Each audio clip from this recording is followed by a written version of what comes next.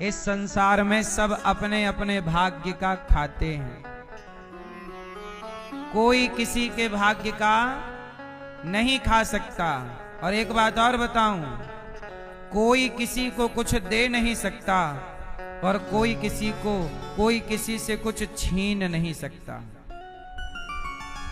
बाप अपनी बेटी को कितना भी धन दे दे,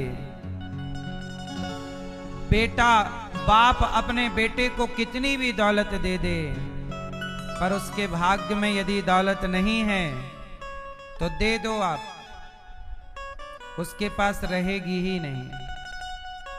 और यदि उसके भाग्य में है तो 1 रुपए मत देना, उसके पास आएगा।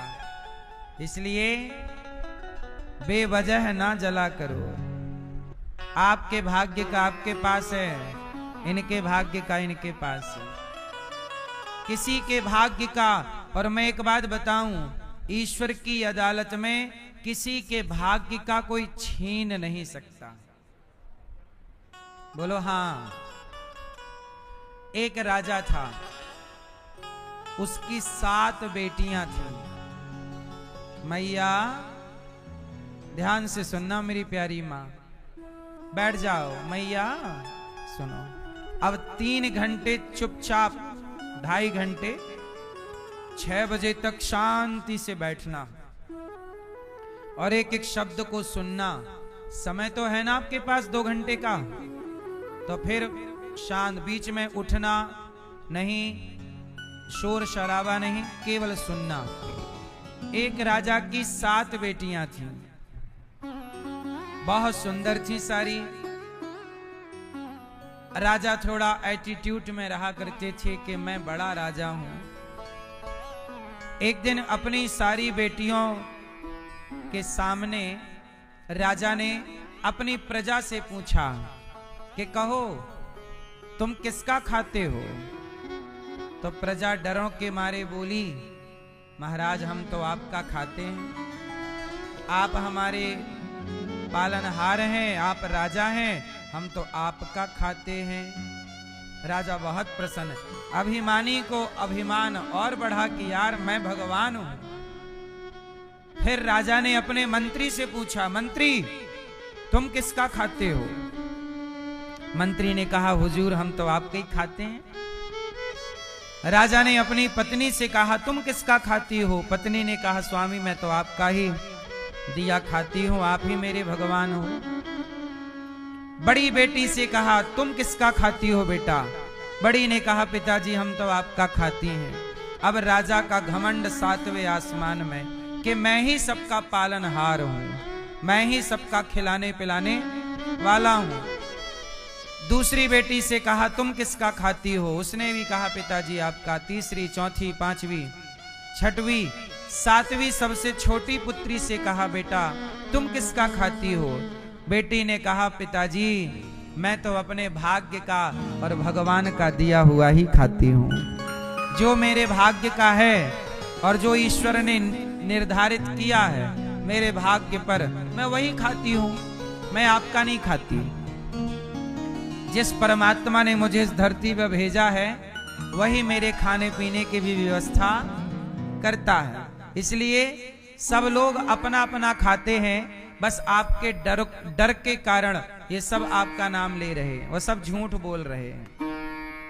कोई किसी का पालनहार नहीं है, सबके पालनहार भगवान है। कोई ये दावा करे कि मैं खिलाती हूं, मैं खिलाता हूं। सोचो ना, जब बच्चा पैदा होता है तो माँ के आंचल में दूध की धारा बहने लग जाती है।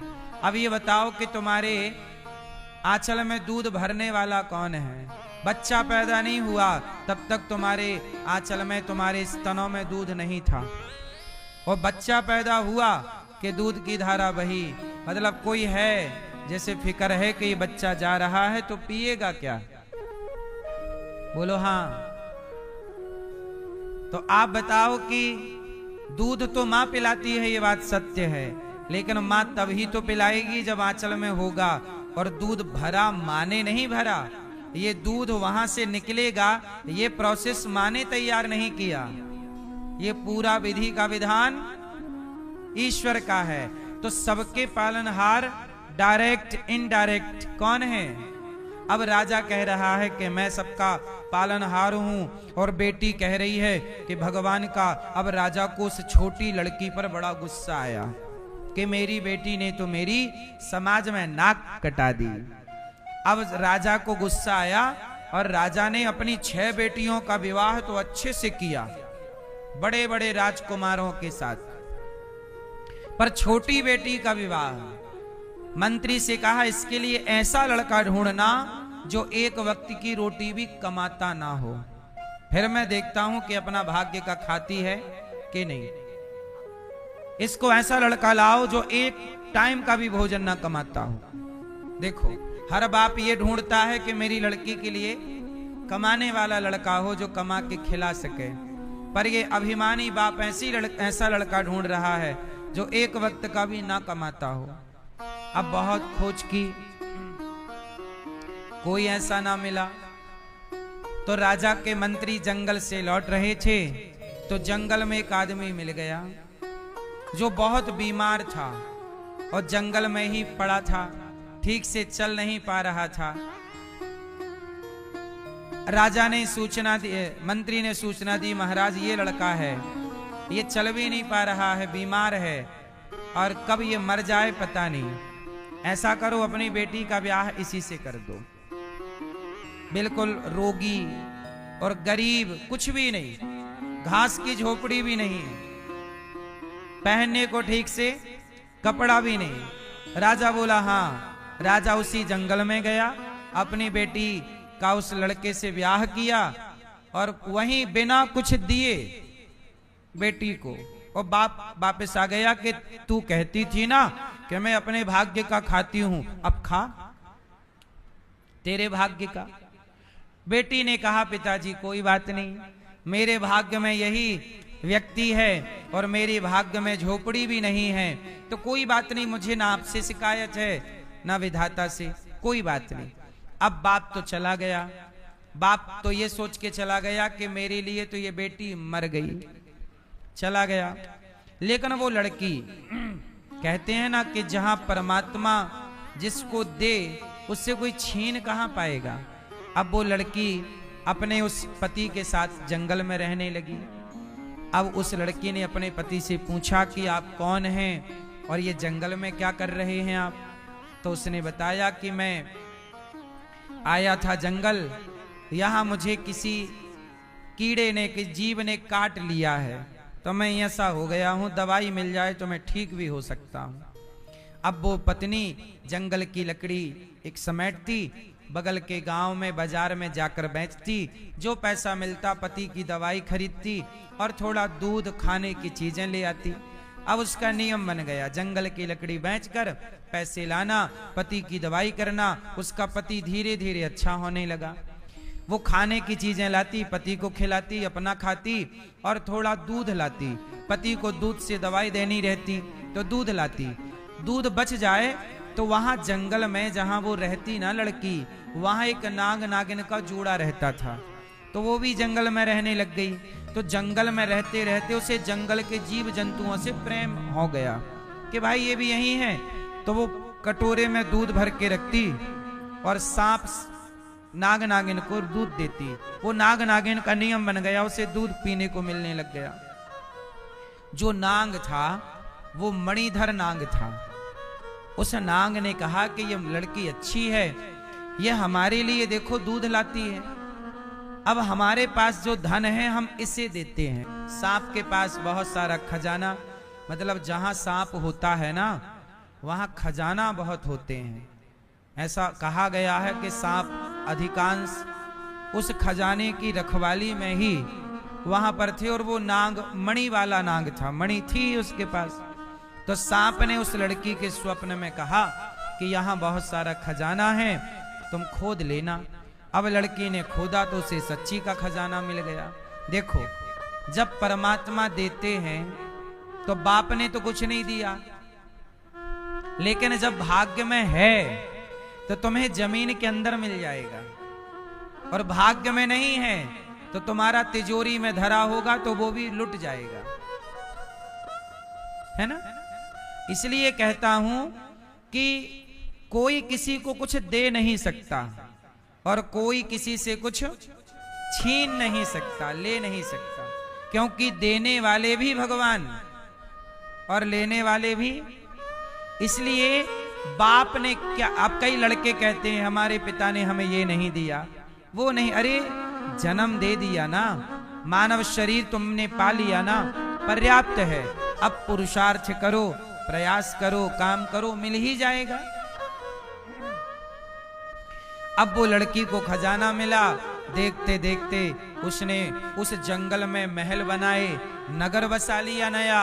वो राजा की बेटी तो थी ही, उसे आता था सब चीजें, समझदार थी, वो रानी बन गई। उसका पति भी समय के साथ सही हो गया, सुंदर तो था ही।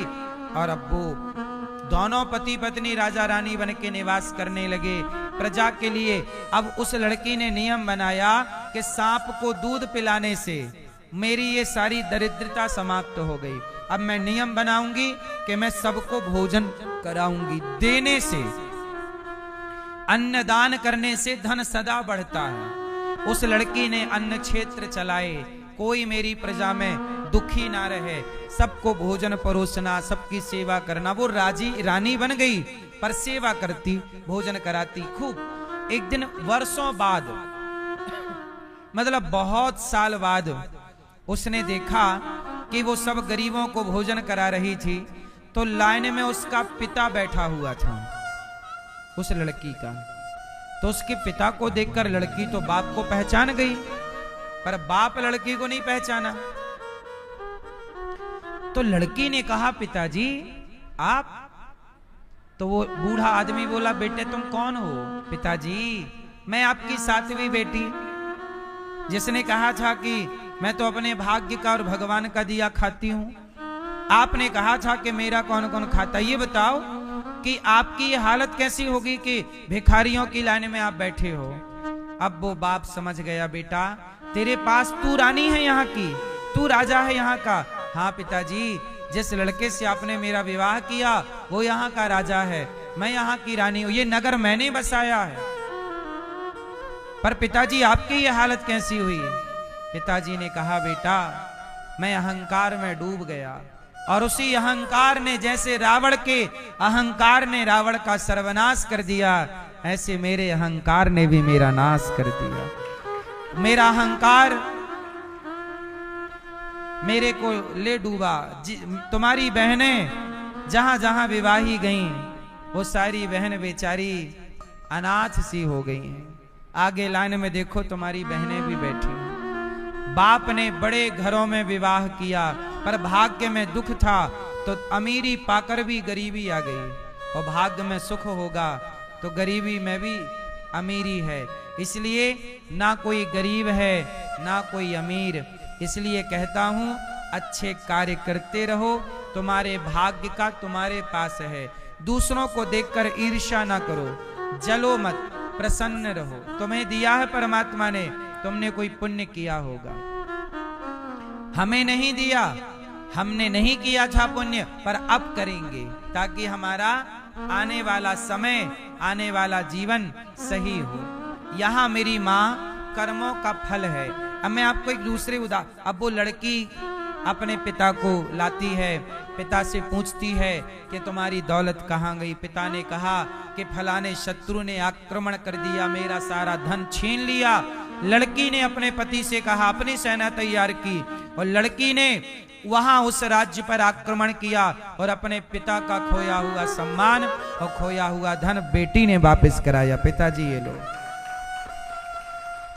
सब दिलाया। उसकी बहनों का जो दिक्कत थी वो इसने हेल्प करी, और सबको जस का तस खड़ा कर दिया। तो जिस पिता ने अपनी बेटी को इग्नोर कर दिया, त्याग दिया अपने घमंड के चलते, उसी ने उसका सब कुछ दिलवाया। इसलिए मैं आपको एक बात और कह दूं, किसी को छोटा मत समझिएगा, किसी का अपमान ना कर दीजिएगा, अनादर ना कीजिएगा। आप नहीं डिसाइड करते कि कौन छोटा है कौन बड़ा है। कहते हैं ना कि एक छोटी सी चींटी भी हाथी का जीवन समाप्त कर सकती है, हाथी को मार सकती है। छोटी सी चींटी भी हाथी को मार सकती है। फिर इसलिए हाथी जब चलता है तो सूंड से सड़क साफ करता हुआ चलता है, हवा मारता चलता है, क्योंकि उसकी नाक में यदि चींटी घुस जाए और चींटी जाके मस्तक पे काट दे तो कहते हैं हाथी मर जाता है। अब ये बात सही है कि गलत है, पर सुनते तो हम सब ऐसे ही आए हैं। ये सही है कि गलत, इस पे बात ना करके ये जाने कि कोई छोटा नहीं होता। चींटी को आप छोटा समझते जरूर हैं, पर चींटी की ताकत इतनी है कि सही स्थान पर जाकर काट ले तो सांप भी, हाथी भी मर जाता है। इसलिए आप जिसे छोटा कहते हैं, छोटा कोई नहीं होता। किसी का अनादर ना कीजिए, किसी का अपमान ना कीजिए, और किसी का सुख देखकर व्यर्थ में परेशान ना हुआ करिए। आप भी मेहनत कीजिए, आप भी अच्छे कार्य कीजिए, आपको भी परमात्मा देंगे, है ना मेरी माँ। तो ये लड़की ने अपने माता पिता को पुनः उनका सब वापसी कराई और पिता का अहंकार सदा सदा के लिए समाप्त हो गया। ये कथा हमें ये मैसेज देती है कि जीवन में कभी अहंकार ना करना चाहिए, और पिता होकर बच्चों में कभी भेदभाव नहीं करना चाहिए, और कभी ये अभिमान ना करना कि मैं खिलाता हूं, मैं तुम्हें पालता हूं। कोई किसी का पालनहार नहीं है। सही है कि गलत है? भैया आपके घर में आप कितने लोगों का पेट भरते हो? आप